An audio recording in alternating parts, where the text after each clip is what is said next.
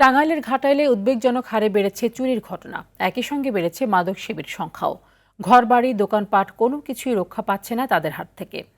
লুট করে নিয়ে যাচ্ছে টাকা, স্বর্ণালংকার সহ গরু ছাগলও। এতে চরম আতঙ্কে দিন কাটছে স্থানীয়দের। তাদের অভিযোগ, পুলিশের নিষ্ক্রিয়তার জন্যই বেপরোয়া হয়ে উঠেছে চোরচক্র।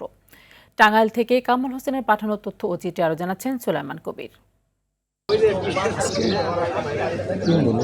থানা থেকে মাত্র 200 গজ দূরে কাজী রোডে বাসা সুমনের। গত 9 এপ্রিল চোরচক্র হানা দেয় তার বাসায়। লুট করে নেয় 12 লাখ টাকা ও 3.5 ভরি স্বর্ণালংকার।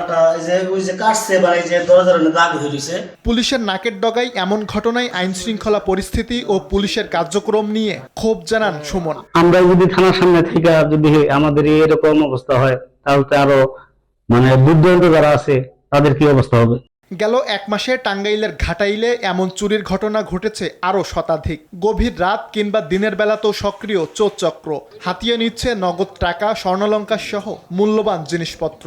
এছাড়াও বেড়েছে মাদকসেবী ও মাদক ব্যবসায়ীর সংখ্যা। নেশার টাকা জোগাতে অনেকে চুরির পথে নামছে বলে অভিযোগ ভুক্তভোগীদের। বৃহস্পতিবার দিবাগত রাত্রে 3টা দোকানে একত্রে চুরি হয়, তাহলে তালা কাইটা তালাটাও নিয়ে যায়। এই চুরিটা শুধু ওই দোকানেই না, মহল্লার মধ্যেও চুরি হয়েছে।